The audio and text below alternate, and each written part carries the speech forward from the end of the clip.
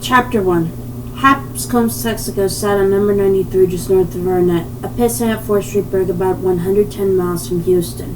Tonight the regulars were there, sitting by the cash register, drinking beer, talking idly, watching the bugs fly into the big lighted sign. It was Bill Hampscombe's station, so the others deferred to him even though he was a pure fool. They would have expected the same deferral if they had been gathered together in one of their business establishments. Except they had none. In Arnett, it was hard times. In 1980, the town had had two industries. A factory that made paper products for picnics and barbecues mostly, and a plant that made electronic calculators. Now the paper factory was shut down and the calculator plant was ailing. They could make them a lot cheaper in Taiwan, it turned out, just like those portable TVs and transistor radios. Norman Bruette and Tommy Wanamaker, who had both worked at the paper factory, were on relief, having run out of unemployment some time ago. Henry Carmichael and Stu Redmond both worked at the calculator plant but rarely got more than 30 hours a week. Victor Palfrey was retired and smoked stinking home-rolled cigarettes, which were all he could afford. "Now what I say is this," Hap told him, putting his hands on his knees and leaning forward. "They just gotta say, screw this inflation shit, screw this national debt shit. We got the presses, and we got the paper. We're gonna run off $50 million bills and hunt them right the Christ in the circulation." Palfrey, who had been a machinist until 1984, was the only one present with sufficient self-respect to point out Hap's most obvious damn fool statements. Now, rolling another of his shitty-smelling cigarettes, he said, "That wouldn't get us nowhere. If they do that, it'll be just like Richmond in the last 2 years of the States War. In those days, when you wanted a piece of gingerbread, you gave the baker a Confederate dollar, he'd put it on the gingerbread and cut out a piece just that size. Money's just paper, you know. I know some people don't agree with you," Hap said sourly. He picked up a greasy red plastic paper holder from his desk. "I owe these people, and they're starting to get pretty edgy about it." Stuart Redmond, who was perhaps the quietest man in Arnett, was sitting in one of the cracked plastic Woolco chairs, a can of Pabst in his hand, looking out the big service station window at number 93. Stu knew about Port. He had grown up that way right here in town, the son of a dentist who had died when Stu was 7, leaving his wife and 2 other children besides Stu. His mother had gotten work at the Red Ball truck stop just outside of Arnett. Stu could have seen it from where he sat right now if it hadn't burned down in 1979. It had been enough to keep the 4 of them eating, but that was all. At the age of 9, Stu had gone to work, first for Raj Tucker, who owned the Red Ball, helping to unload trucks after school for 35 cents an hour, and then at the stockyards in the neighboring town of Braintree, lying about his age to get 20 back-breaking hours of labor a week at the minimum wage. Now, listening to Hap and Vic arguing about money and the mysterious way it had of drying up, he thought about the way his hands had bled at first from pulling the endless hand tricks of hides and guts. He tried to keep that from his mother, but she had seen less than a week after he started. She wept over them, and she hadn't been a woman who wept easily. But she hadn't asked him to quit the job. She knew what the situation was. She was a realist. Some of the silence in him came from the fact that he had never had friends or the time for them. There was school and there was work. His youngest brother, Dev, had died of pneumonia the year he began at the yards, and Stu had never quite gotten over that. Guilt, he supposed. He had loved to have the best, but his passing had also meant there was one less mouth to feed. In high school, he found football, and that was something his mother had encouraged even though it cut into his work hours. "You play," she said. "If you got a ticket out of here, it's football, Stuart. You play. Remember Eddie Warfield." Eddie Warfield was a local hero. He had come from a family even poorer than Stu's own, had covered himself with glory as quarterback for the regional high school team, had gone on to Texas A&M with an athletic scholarship, and had played for 10 years with the Green Bay Packers, mostly as a second-string quarterback, but on several memorable occasions as the starter. Eddie now owned a string of fast-food restaurants across the West and Southwest, and in Arnett, he was an endearing figure of myth. In Arnett, when you said success, you meant Eddie Warfield. Stu was no quarterback, and he was no Eddie Warfield, but it did seem to him as he began his junior year in high school that there was at least a fighting chance for him to get a small athletic scholarship. And then there were work-study programs, and the school's guidance counselor had told him about the NDEA loan program. Then his mother had gotten sick, had become unable to work. It was cancer. 2 months before he graduated from high school, she had died, leaving Stu with his brother Bryce to support. Stu turned down the athletic scholarship and had gone to work in the calculator factory. And finally, it was Bryce, 3 years Stu's junior, who made it out. He was now in Minnesota, a systems analyst for IBM. He didn't write often, and the last time he saw Bryce was at the funeral after Stu's wife died. Died of exactly the same sort of cancer that killed his mother. He thought that Bryce might have his own guilt to carry, and that Bryce might be a little ashamed of the fact that his brother had turned into just another good old boy in a dying Texas town, spending his days doing time in the calculator plant and his nights either down at Hap's or over at the Indian Head drinking Lone Star beer. The marriage had been the best time, and it lasted only 18 months. The womb of his young wife had borne a single dark and malignant child. That had been 4 years ago. Since he thought of leaving Arnett searching for something better, but small-town inertia held him. The low siren song of familiar places and familiar faces. He was well liked in Arnett, and Vic Palford once paid him the ultimate compliment of calling him old-time tough. As Vic and Hap chewed it out, there was still a little dusk left in the sky, but the land was in shadow. Cars didn't go by on 93 much now, which was one reason that Hap had so many unpaid bills. But there was a car coming now, Stu saw. It was still a quarter of a mile distant, the day's last light putting a dusty shine on what little chrome was left to it. Stu's eyes were sharp, and he made it as a very old Chevy, maybe a 75. A Chevrolet, no lights on, doing no more than 15 an hour, weaving all over the road. No one saw it yet but him. Now let's say you got a mortgage payment on the station, Vic was saying, and let's say it's $50 a month. It's a hell of a lot more than that. Well, for the sake of the argument, let's say 50. And let's say the feds went ahead and printed you a whole carload of money. Well then, those bank people would turn around and want 150. You'd be just as poorly off. That's right, Henry Carmichael added. Hap looked at him, irritated. He happened to know that Hank gotten in the habit of taking cokes out of the machine without paying the deposit, and furthermore, Hank knew he knew. And if Hank wanted to come in on any side, it ought to be his. That ain't necessarily how it would be, Hap said weakly from the depths of his 9th grade education. He went on to explain why. Stu, who only understood that they were in a hell of a pinch, tuned Hap's voice down to a meaningless drone and watched the Chevy pitch and yaw its way on up the road. The way it was going, Stu didn't think it was going to make it much farther. It crossed the white line and its left-hand tire spewed up dust from the left shoulder. Now it lurched back, held its own lane briefly, then nearly pitched off into the ditch. Then, as if the driver had picked up the big lighted Texaco station sign as a beacon, it aired toward the tarmac like a projectile whose velocity is very nearly spent. Stu could hear the worn-out thump of its engine now, the steady gurgle and wheeze of a dying carb and a loose set of valves. It missed the lower entrance and bumped up over the curb. The fluorescent bars over the pumps were reflecting off the Chevy's dirt streak windshield, so it was hard to see what was inside. But Stu saw the vague shape of the driver roll loosely with the bump. The car showed no sign of slowing from its relentless 15. So I'd say with more money in circulation, you'd be better turn off your pumps, Hap, Stu said mildly. The pumps? What? Remember White had turned to look out the window. Christ on a pony, he said. Stu got out of his chair, leaned over Tommy and Hank, and flipped off all 8 switches at once, 4 with each hand. So he was the only one who didn't see the Chevrolet as it hit the gas pumps on the upper island and sheared them off. It plowed into them with a slowness that seemed implacable and somehow grand. Tommy Wanamaker swore in the Indian Head the next day that the taillights never flashed once. The Chevy just kept coming at a steady 15 or so, like the pace car in the Tournament of Roses parade. The undercarriage screeched over the concrete island, and when the wheels hit it, everyone but Stu saw the driver's head swing limply and strike the windshield, starring the glass. The Chevy jumped like an old dog that had been kicked and plowed away the high test pump, snapped off and rolled away, spilling a few dribbles of gas.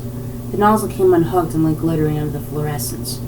They all saw the sparks produced by the Chevy's exhaust pipe grating across the cement, and Hap, who had seen a gas station explosion in Mexico, instinctively shielded his eyes against the fireball he expected. Instead, the Chevy's rear end floated around and fell off the pump island on the station side. The front end smashed into the low lead pump, knocking it off with a hollow bang! Almost deliberately, the Chevrolet finished its 360-degree turn, hitting the island again, broadside this time. The rear end popped up on the island and knocked the regular gas pump asprawl. And there, the Chevy came to rest, trailing its rusty exhaust pipe behind it. It had destroyed all 3 of the gas pumps on that island nearest the highway. The motor continued to run choppily for a few seconds, and then quit. The silence was so loud it was alarming. Holy moly, Tommy Wanamaker said breathlessly. Will she blow, Hap? If it was gonna, it already woulda, Hap said, getting up. His shoulder bumped the map case, scattering Texas, New Mexico, and Arizona every which way. Hap, felt a cautious sort of jubilation. His pumps were insured and the insurance was paid up. Mary had harped on the insurance ahead of everything. Guy must have been pretty drunk, Norm said. I've seen his taillights! Tommy said, his voice high with excitement. They never flashed once. Holy moly, if he'd have been doing 60, we'd all be dead now. They hurried out of the office, Hap first and Stu bringing up the rear. Hap, Tommy, and Norm reached the car together. They could smell gas near the slow clock-like tick of the Chevy's cooling engine. Hap opened the driver's side door and the man behind the wheel spilled out like an old laundry sack. God damn! Norm Burwett shouted, almost screamed. He turned away, clutched his ample belly, and was sick. It wasn't the man who had fallen out, Hap neatly before he could thump to the pavement, but the smell that was issuing from the car. A sick stench compounded of blood, fecal matter, vomit, and human decay. It was a ghastly, rich, sick, dead smell. A moment later,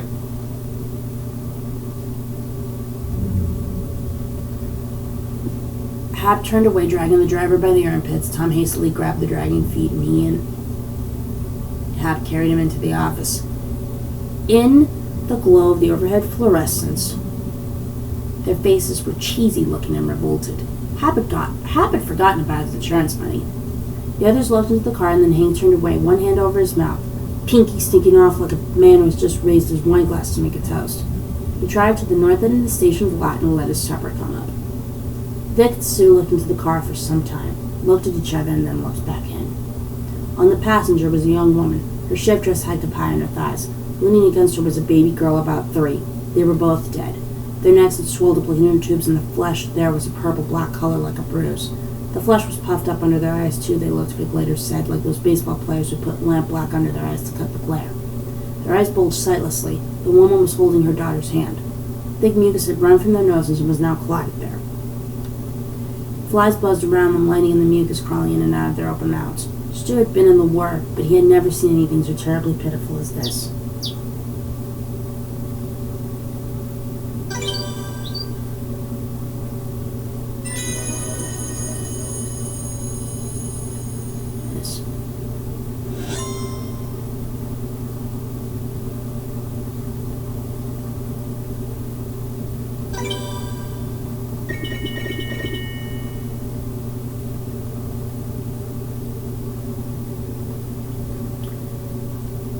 His eyes were constantly drawn back to those linked hands.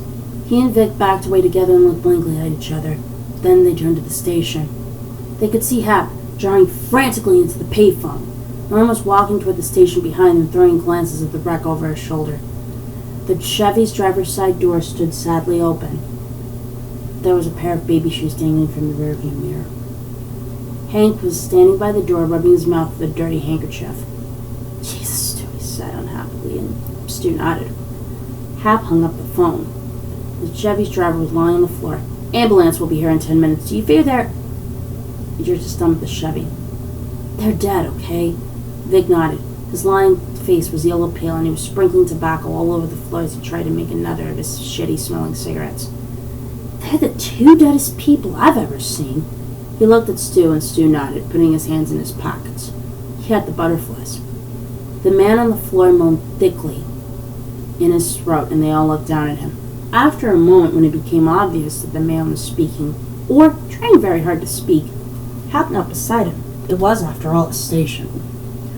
Whatever had been wrong with the woman and child in the car was also wrong with this man. His nose was running freely in his respiration, and a peculiar undersea sound, a churning from somewhere in his chest. The flesh beneath his eyes was puffing, not black yet, but a bruised purple. His neck looked too thick, and the flesh had pushed up in a column to give him 2 extra chins. He was running a high fever. Being close to him was like squatting on the edge of an open barbecue pit where good coals had been laid. The dog, he muttered. Did you put him out? Mister? Hap said, shaking him gently. I'll call the ambulance. You're going to be all right. Clock went red. The man on the floor gunned and began to cough, racking chain-like explosions that sent heavy mucus spraying from his mouth in long and murky splatters. Hap leaned backward, grimacing desperately. Better roll him over, Vic said. He's going to choke on it. But before they could, the coughing tapered into bellows and even breathing again. His eyes blinked slowly, and he looked at the men gathered above him. Where's this? Arnett, Hap said. Bill Hapscom's Texaco. He crashed out some of my pumps. And then hastily he added, That's okay, they were insured. The man on the floor tried to sit up and wasn't able. He had to settle for putting a hand on Hap's arm. My wife, my little girl, they're fine, Hap said, grinning a foolish dog grin. Seems like I'm awful sick, the man said. Breath came in and out of him in a thick, soft roar. They were sick, too. Since we got up 2 days ago, Salt Lake City. His eyes flickered slowly closed. Sick. Guess we didn't move quick enough after all. Far off, but getting closer, they could hear the whoop of the Arnett Volunteer ambulance. Man, Tommy Wanamaker said. Oh, man. The sick man's eyes fluttered open again, and now they were filled with an intense, sharp concern. He struggled again to sit up. Sweat ran down his face. He grabbed Hap. "Are Sally and baby Levon all right?" he demanded. Spittle flew from his lips, and Hap could feel the man's burning heat radiating outward. The man was sick, half crazy. He stank. Hap was reminded of the smell an old dog blanket gets sometimes. "They're all right," he insisted, a little frantically. "Just lay down and take it easy, okay?" The man lay back down. His breathing was rougher now. Hap and Hank helped him roll over on his side, and his respiration seemed to ease a trifle.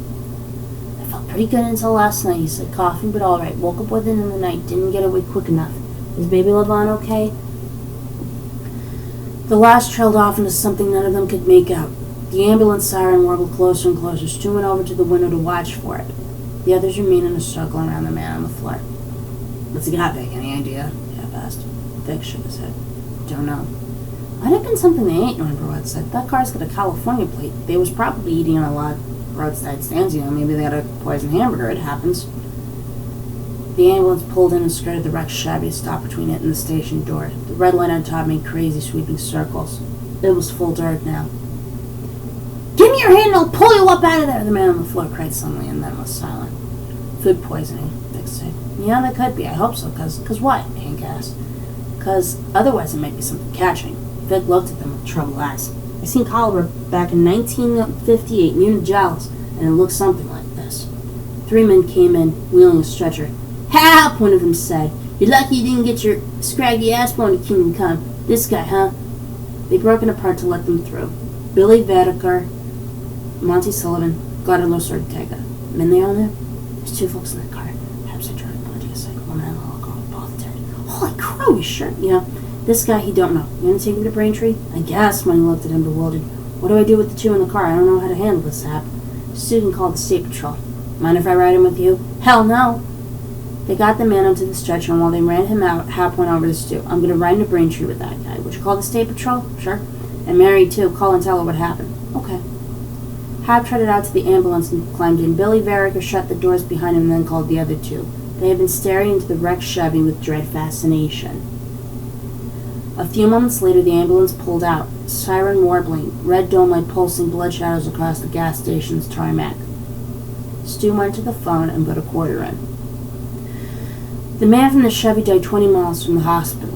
He drew one final blubbing gasp, let it out, hitched in a smaller one, and just quit. Hap got the man's wallet out of his hip pocket and looked at it. There was $17 in cash.